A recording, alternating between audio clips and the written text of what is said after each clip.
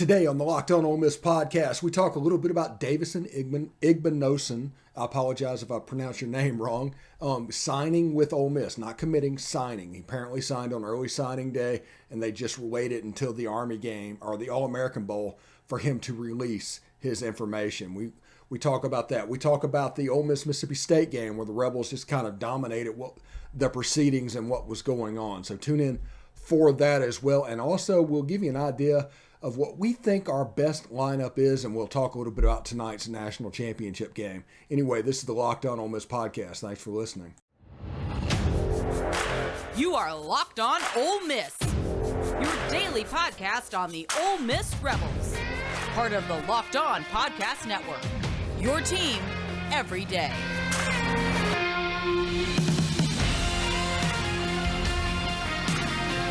All right, welcome to the Locked On Ole Miss podcast. Thanks for making Locked On Ole Miss your first listen every day. We are free and available on all platforms, including YouTube. A lot of people subscribed, a lot of people listened this weekend, and thank you very much for that.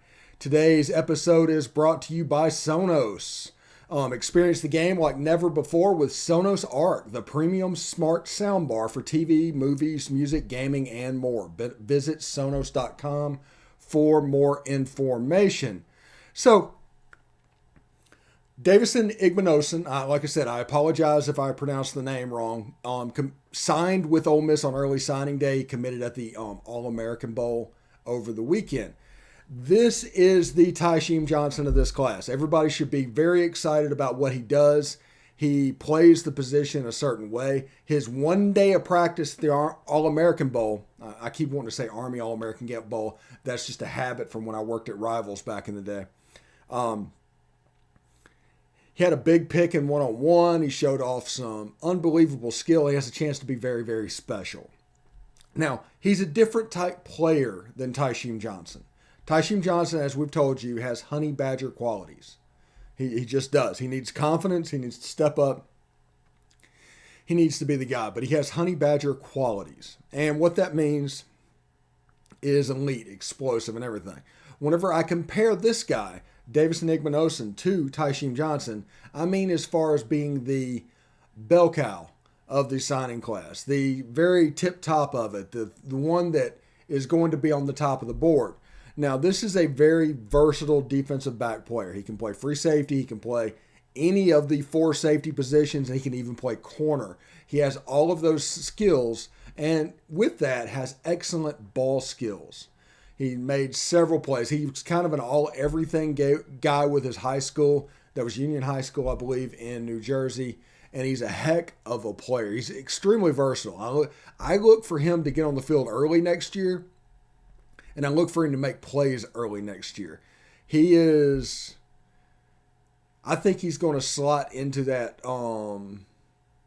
free safety role behind A.J. Finley and be a star. That's the type player I think he is as far as what he does. He's a free safety. He's a ball hawk. He's a very smart football player. He has excellent ball skills, and I think they're going to put him back in center field and let him work. Now, I know what you're thinking. You got Tysheem Johnson, and in the transfer portal coming up, there's rumors, crystal ball from Brandon of 24/7 Sports of Isheem Young. That's another kid from Philadelphia, Pennsylvania, same hometown as Tysheem Johnson. I expect him to be a box safety type guy.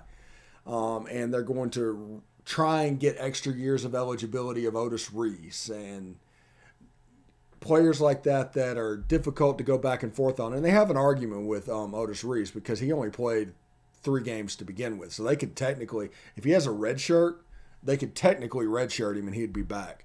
But he would be the strong safety. Now, with the Ole Miss defensive backfield in this 3-6, those 4 safeties are kind of interchangeable. There are players that are certainly designed for single roles.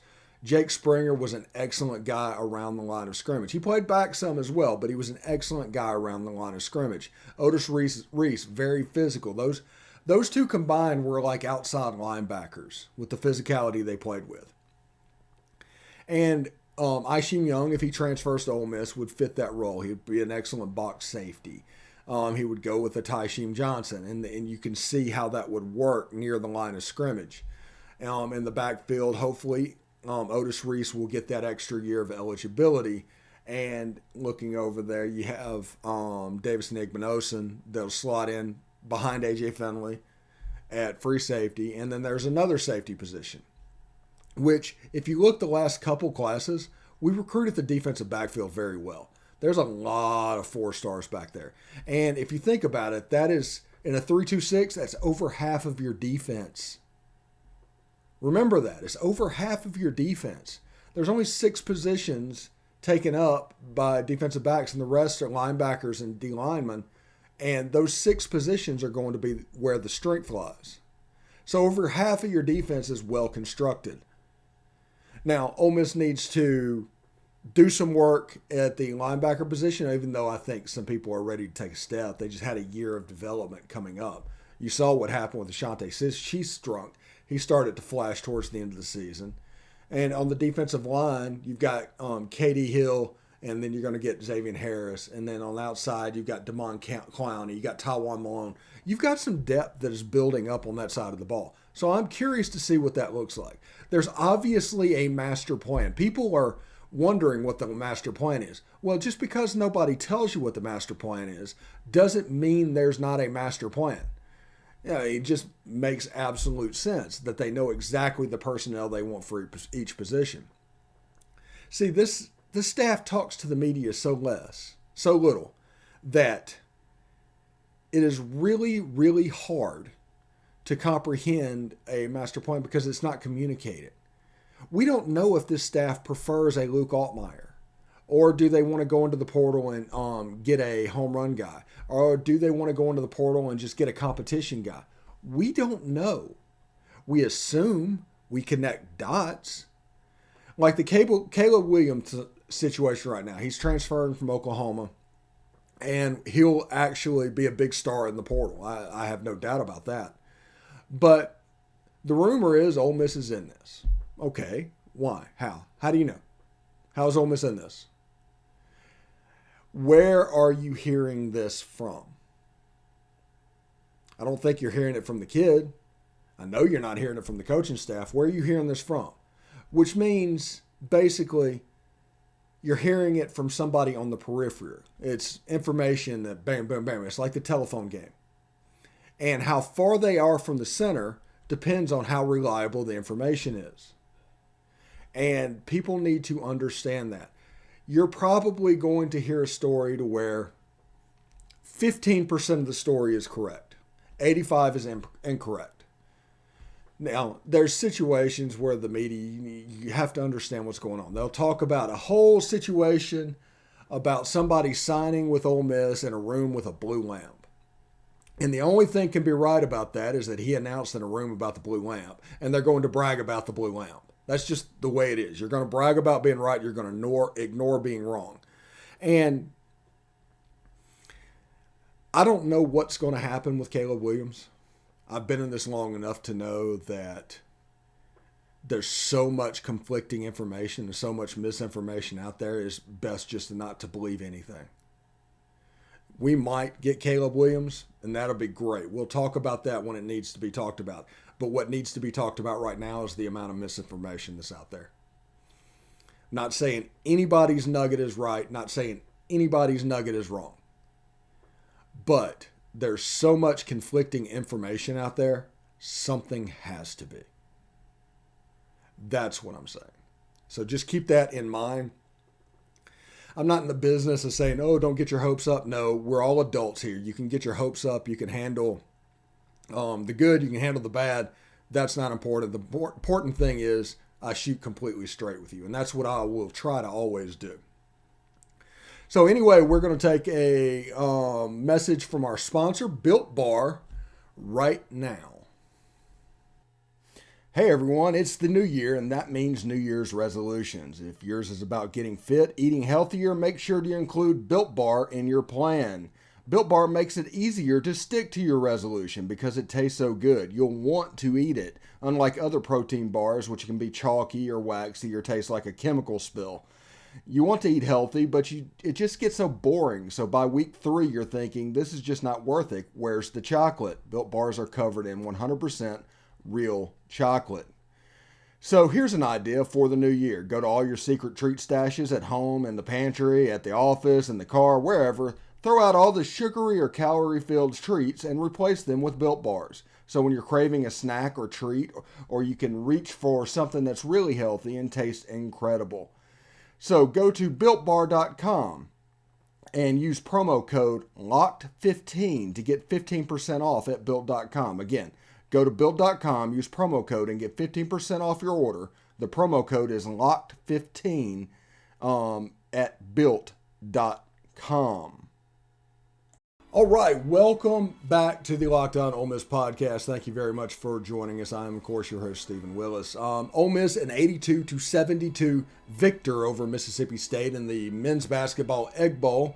The return trip to Starkville is going to be in a couple of weeks, but this game in Oxford, Ole Miss was able to win. The story of the game would be Matthew Morrell, who had 31 points on 10 of 11 shooting. He went 5 from 5 from 3 and 6 for 6 from the line. He had a really good game. He had a first half of a lifetime, just absolutely the first half of a lifetime. Now, but I don't know if he was the story of the game. I just don't know. Deshaun Ruffin ended up with 17 points, made 3 threes, had 8 assists. Jamin Brakefield ended up with 15 points, 4 rebounds. What you have is top 50 players playing like top 50 players. That's the important thing to remember about this. Top 50 players playing like top 50 players. And then you add in there with Nasir Brooks, who went for 15 points and 16 rebounds. Those are the 4 people that are really important. You have them. Those 4 is, 78 of your 82 points right there. And that's 31, 17, 15, and 15. And that's important. That's impressive. And Matthew Morrell, like I said, unbelievably hot in the first half. He made a couple of shots in the second half, but you see the light starting to come on with him. He's starting to relax and play ball. And he is a super athlete and has all the qualities that you would want of somebody that plays that position to have. I think he's kind of settled into the 3. And it's interesting. With what he does, he can guard the 3 no problem. It's essentially a 3-guard lineup, but he's playing the role that essentially Terrence Davis used to play at Ole Miss. And shot the 3 ball extremely well. 5 of 5. I think he's one of 3 players to go 5 for 5 from 3 in a game. It was a nice turnaround. Ole Miss had 17 assists, cut down turnovers from 27 to 12, rebounds at 32. Free throws, they were 13 to 18. 3-pointers, 11 to 23. They were super hot in the first half. They were 9 of 14 in the first half. It went down to 2 of 9 in the second half.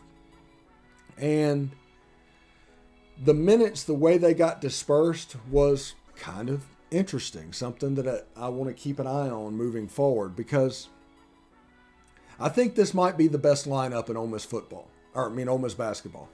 Whenever they take the floor, this is the lineup that needs to play the lion's share of the minutes. That makes Jarkel Joyner, who is our leading scorer and perceived best player, as essentially a 6th man. Can we live with that? Can we handle that? That is the question that is going to dominate Ole Miss basketball over the next several months. All I know is when Deshaun Ruffin, Jamin Brakefield, and Matthew Morrell are on the floor together, it's pretty good. Ole Miss has a really decent team. And Ty Fagan does enough of the dirty work at 2. The kind of dirty work that maybe you don't get from Jarkel Joyner, who is maybe saving up to be an offensive leader. The offense looks better when he's not out there with those other guys. Those 3 together seem to play a little bit more cohesively, and the offense just looks a little better. This is 2 games. You have Tennessee last game, and you have this game where the offense kind of clicked when those guys were on the floor. You're starting to see that take hold. Now, you have Texas A&M coming up. They're a really good team. And you have Auburn coming up. Really good team. So there's a chance that Ole Miss starts all of this off 1-3 and everybody's like, oh, doom and gloom. No, these guys are building towards something. I don't know exactly how it's going to look at the end of the season, but they are building on something. Anyway, thanks for making Locked On Ole Miss your first listen every day. We are free and available on all platforms, including YouTube. Thank you. If you subscribed on YouTube, we will continue to do that daily. Add to it daily whenever you come through to your first listen. We're doing a little bit of determining when is the best time to post. That's what's going on. So there's going to be some first listen stuff, some early morning stuff, and you're going to see some 11 o'clock. What is the best time to post? And it might be that first listen. I do not know, but right now that is the leader in the clubhouse. There's certain things that we are seeing with the videos that we are posting. So that actually is going to affect us one way or another. It's going to do. But right now, the first listen is the leader in the clubhouse. So thank you for making that your first listen, because you guys are probably going to win out with the Locked On Ole Miss podcast. That's the way it's looking right now. Now, Nasir Brooks, who transferred from Miami, played 35 minutes, 7 of 14 shooting, 1 of 2 in the line, 8 offensive, 8 defensive rebounds. Like he double-double, 15 and 16. And we were making threes away from another double-double happening in this game, and that was on Deshaun Ruffin. If we were making threes in the second half, he would have gotten to 10. He got to 8 as it stands, as assists. And that would have been the first double-double with a points and assist in 14 years at Ole Miss, or 15 years. Todd Abernathy was the last person to do that. So that's what I view. I think the Ole Miss basketball team is a much better, much more cohesive unit with the 3 top 50 players dominating the minutes along with Nasir Brooks. Duh. I mean, everybody can see that. And also, Jarkel Joyner, if he goes back to being a 6th man, can be the ball handler that spells Deshaun Ruffin. When he's in the game, it's a little bit better. It's not great. It's just a little bit better. And that'll be interesting to see what's going on. And, I mean, I'm just having a good time and everything with the basketball team, trying to have fun. But I do see that. The team looks completely different when those 3 guys are on the floor together and when one of them is not, especially Deshaun Ruffin, because we need a ball handler. And if there's no ball handler, it gets pretty iffy to begin with. Anyway, we're going to hear a short message from our sponsor, Get Upside. I'm Stephen Willis. It's the Locked On Ole Miss Podcast. Hey, Ole Miss fans. This is Stephen Willis with an incredible app everyone who buys, needs gas, needs to know about. Get Upside. My listeners are making up to 25 cents for every gallon of gas every time they fill up. Just download the free Get Upside app in the App Store or Google Play right now. Use promo code SCORE and get a bonus 25 cents per gallon in your first fill up. That's 50 cents per gallon cash back. Don't pay full price at the pump anymore. Get cash back using Get Upside. Just download the app for free and use promo code SCORE to get up to 50% per gallon cash back on your first tank. Some people who drive a lot are making as much as $200 or $300 a month in cash back, and there's no catch. The cash back gets added to your account. You can add cash out anytime to your bank account, PayPal, a gift card, Amazon, or other brands. Just download the free Get Upside app and use promo code SCORE to get up to 50% cash back on your first tank. That's code SCORE. Sounds like a good deal. All right, welcome back. We're going to do a little bit different in this third segment, or part of the show. We're going to look at the national championship game tonight because it is a big story. It's Alabama and Georgia, 2 conference rivals that recruit against us, and we're going to talk about that game in particular and what Ole Miss needs to do and how things need to be set up for Ole Miss to compete for the college football playoff. I'll let you know about that. But first of all, tonight, it's a game that, honestly, Georgia has the better team. Period. Georgia absolutely just has the better team. They have the worst quarterback, but the other 21 positions, they have an advantage at. I think they might even have an advantage in special teams as well. Now, Bryce Young, in my opinion, is the most important player for his team in college football, period. There's no SEC title. There's no chance at a national title. There's no chance at a playoff without Bryce Young. This is a special, special quarterback. This doesn't, take down anybody else, but this is a special, special quarterback. And the way that Georgia is going to proceed is by affecting him. No quarterback does well with pressure. If you look at Tom Brady's 2 Super Bowls he lost, it was because the Giants got pressure on him. Pressure bursts pipes. Always pressure the quarterback, and Georgia needs to find a way to do that. Alabama's offensive line was coming off a major struggle against Auburn.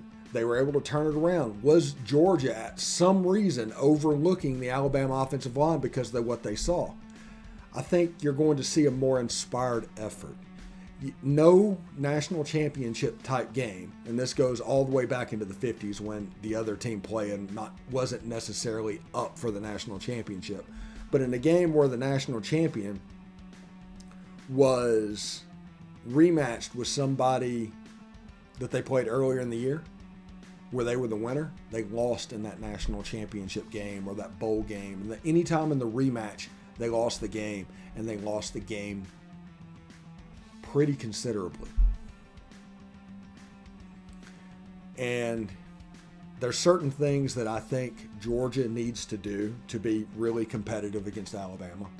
One is to put the linebackers in conflict, and 2, use James Cook. He's probably the alpha weapon on your offense. Brock Bowers and all these other guys are really great, but the one that's going to unlock defenses is going to be James Cook. Also, George Pickens gets 2 more weeks back from that ACL injury. He'll be interesting to see.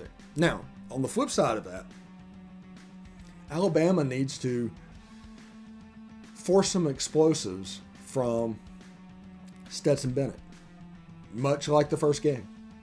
That's going to control, because his confidence in what they do is going to be paramount. Because Kirby Smart, if he does not have confidence in his quarterback, he will completely rein them in. This is an offense at Georgia that started Jake Fromm over Justin Fields in 2017. Lost the game. And they're going to start Stetson Bennett, a former 2-star, over the former number 1 player in the country. So this is a situation, if Georgia loses this game, this is on Kirby. This is what I've said all year. Stetson Bennett was a trap. I don't know if Stetson Bennett can beat Alabama. I don't know if he is that guy. I don't know if a game manager is going to do it.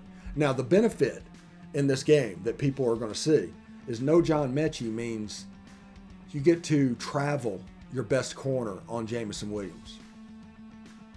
Doesn't matter about formations. You've got the personnel to match up with the other guys. You get to travel with Jamison Williams. You need to pressure and affect the quarterback in a quick manner, because if you don't, he'll pick you apart. Just absolutely pick you apart. And you need to come up with some exotics. You haven't need to have exotics because you're so good. In this game, you probably need some exotics. And if you do that and affect him, all of a sudden, it's a 21-14 game with 7 minutes to go in the fourth quarter. Either way, either you're down 21-14 or you're up 21-14. 7 minutes to go in the fourth quarter, you're in it. And that is, I think, going to be the key of this game. Now, for Ole Miss to get into position to where these conversations become about them, first off, playoff needs to be expanded. Everybody is going to say the playoff does not need to be expanded. Well, the people that don't want the playoff expanded are benefiting from the current playoff. Now, if you have a 14 playoff, which we have, the unintended consequence of moving to that +1 14 playoff is the fact that those teams are able to recruit to the playoff. So out of 50 players that are available every year, 3 of those teams get 40, 45 of them because they're able to recruit to that film, that stage, and everything that makes them the most important games of the year. They can recruit to that. If you take it to 12, then all of a sudden 20 teams can recruit to the playoff. This is never about who eventually is going to win. You see the argument, extremely lazy, by the way, about North Dakota State and an expanded playoff. That's a stupid argument. Nobody cares who wins the playoff. What we care about is opportunity. And what we have is a system of 4 teams that we've proven over and over again we cannot find the best 5 teams in the country or the best 2 teams in the country.